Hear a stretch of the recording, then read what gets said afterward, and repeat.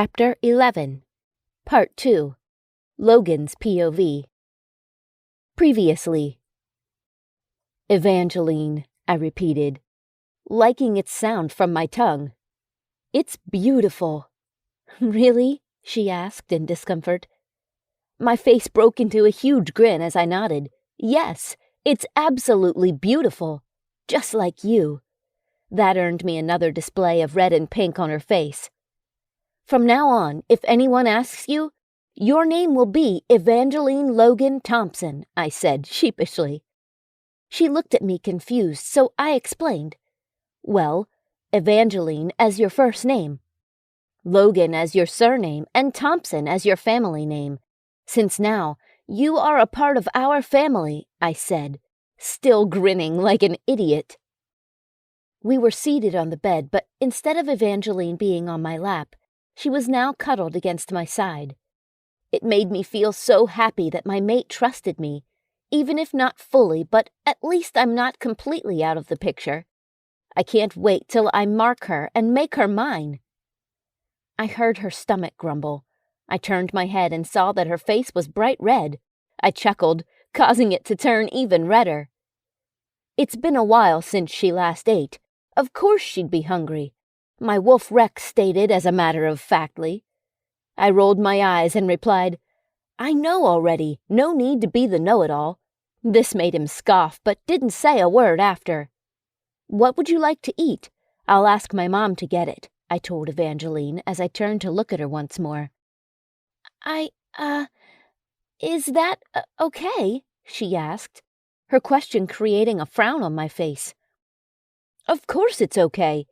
Here you can do and eat whatever you want.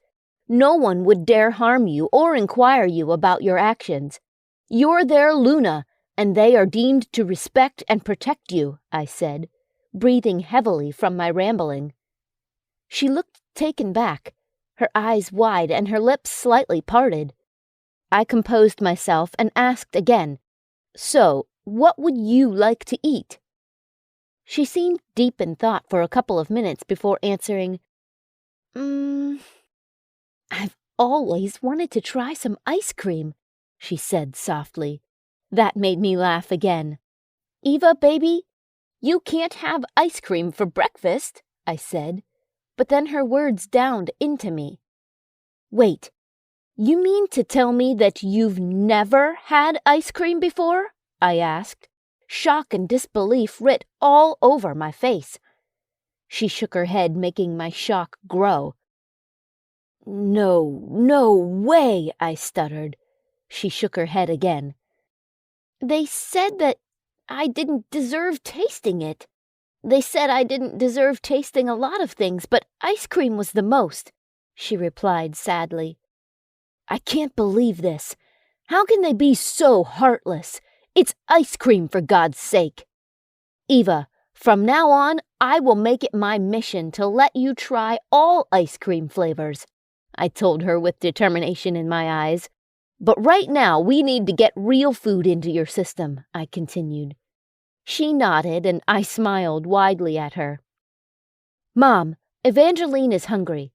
Can you ask someone to bring some food up? I told my mom through our mind link. Oh my God, is that her name, Evangeline? It's beautiful, I love it, she squealed inside my head. Why didn't I just use the phone? Oh God. Mom, the food. Oh yes, I'll bring it up myself, but, can I meet her? I don't want to go up there and only see your face. I have it memorized in my head already. I want to see Eva, my mom pleaded. I really don't know if Evangeline was up to meeting anyone right now. Give me a second, Mom. Okay. And with that, I put the wall up in my brain. I turned my head towards my mate. Eva, my mom said that she'll bring some food up, but the thing is, she wants to meet you, I told her. Fear flashed in her eyes, and she seemed uncertain whether to answer or not. I noticed her panicking, so I quickly tried to redeem what I just said. No, it's fine. If you don't want to meet her, then that's okay. We can stay until you're ready. It's your call whether you want to meet anyone or not, I told her. Her eyes seemed to relax a bit, but her body was still tense. Can we wait? She asked. I nodded and gave her an assuring smile. I put my mind wall down. I'm sorry, Mom. She's a bit weak. I don't want her to meet anyone right now, I told my mom. Please, Logan, just for a couple of minutes, my mom pleaded. No, Mom, I don't want her meeting anyone. When I find that the right time has come, I will introduce her to all of you. I spoke sternly this time. My mom sighed. Okay, I'll be up with the food in a couple of minutes, she said, before putting her mind wall up. I looked down at Evangeline and saw that she was already looking at me. She averted her eyes and blushed when she realized that I just caught her staring, and I had a huge grin on my face. Not long after, I heard someone knocking on our door. Evangeline tensed and clutched my shirt from the side, sending shocks to erupt through my body. My arm that was draped over her shoulders tightened its grip on her, and my hand squeezed her shoulder. I wanted to show her that with me she's always protected, and true enough, I felt her body relax. I'll just go get the food, okay? I told her. She looked hesitant for a moment before she nodded and let go of my shirt. It suddenly felt cold. I got out of bed and made my way to the door, opening it. My mom was standing in front of it, holding the food tray. There were about 4 pieces of toast, butter, tomatoes cut in circles, smoked turkey, lettuce, mayonnaise, 1,000 Island sauces, orange juice, and some fruits. Perfect to make a sandwich. I smiled at her, to which she returned with one of her own. Thank you, Mom, I told her as I took the tray from her hand. Any time, but I'm still mad at you for not letting me meet your mate, she stated. I smiled again. In time, Mom, in time, I said as I turned toward my room. I heard my mom shutting the door behind me. Seeing as my hands were full, and closing it with my foot in my mom's face will be disrespectful. The reason I didn't tell my mom that it was Evangeline's choice not to meet anyone at the moment was because I didn't want anyone to feel that she's very weak, or that she's afraid of them. I'm sure Evangeline wouldn't want to be pitied, and I don't want anyone to look down on her. By the time my thoughts were out, I was already at the bed. I climbed on top of it, careful not to drop anything. I placed the tray on the bed beside Evangeline, waiting for her to start eating, and when she didn't move, just stayed there looking at me, my frown made an appearance. Why aren't you eating? I asked her. Don't you like the food? Shall I ask my mom to get you something else? She looked up at me, her nose scrunched. No, it's, I don't think I can eat all that, she said shyly. I chuckled, which caused a pink tint to appear on her cheeks and neck. It's fine. Eat as much as you can and leave the rest, I said, smiling. She reached her hand slowly and grabbed a toast. She brought it to her mouth and took a bit. I looked at her, confused. Why are you eating plain toast? I asked. She looked up at me, then at her toast and back at me again. Here, allow me, I said as I took another piece of toast, spread some mayonnaise on it. I added some lettuce, 2 slices of tomato, and 2 slices of the smoked turkey. On another piece of toast, I spread some of the Thousand Island sauce, then put it on top of the turkey. Perfect sandwich, I thought smugly. All the while I was doing the sandwich, I didn't miss Eva's gaze on me. It made me feel happy. I placed the sandwich on a plate and gave it to her while taking the other piece of toast that she bit from. She looked at the sandwich hesitantly.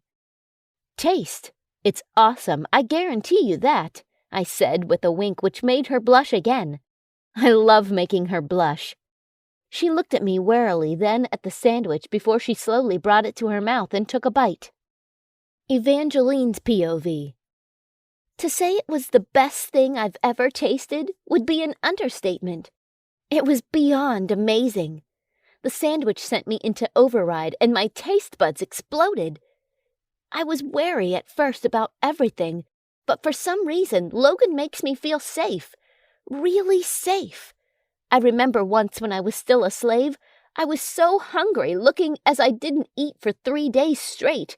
I snuck into the kitchen at midnight to grab something small to eat. However, being that lucky would just be me dreaming.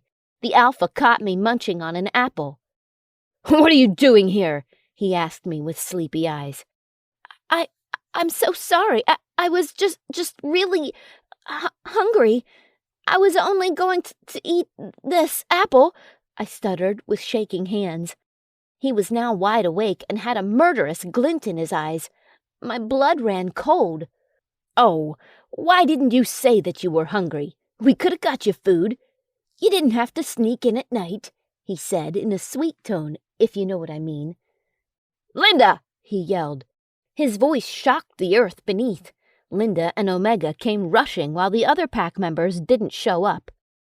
"Linda, I want you to prepare a proper meal for our little slave here. We can't have her starving now, can we?" he said.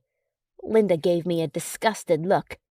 "You can go sit in the living room until the food is prepared," he told me, motioning his hands toward the door. I nodded and made my way to the living room and sat on the couch.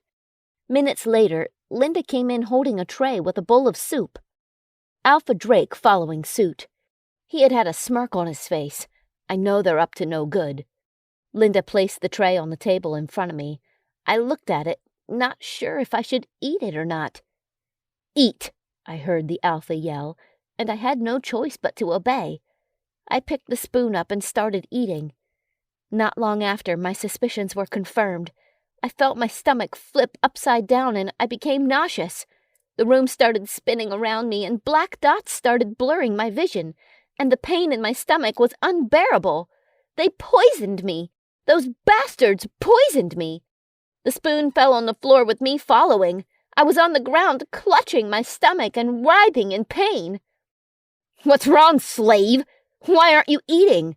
I heard Alpha Drake, but I couldn't concentrate on anything he said. The pain was excruciating. I ran towards my room and into the bathroom. I sat in front of the toilet and started vomiting all my stomach's contents. I shoved my hand into my throat and forced myself to vomit all the poison before it caused further damage to my body. I was sick for 2 weeks straight after that. But of course, I wasn't spared from doing my chores. I had to get my body to finish my work or I'll get a beating. My body won't be able to make it. So I've suffered these 2 weeks more than I ever did, trying to finish my chores while enduring the pain, but I made it, and I'm proud I did. I ate the sandwich and then looked up to see Logan looking at me with a grin plastered across his face, his eyes twinkling. I think my heart skipped a beat. I smiled at him in reply. "Thank you," I told him shyly. I wasn't used to thanking anyone, let alone talk or smile to anyone. But with him, I did. I felt safe and happy, a feeling I never knew I would ever experience.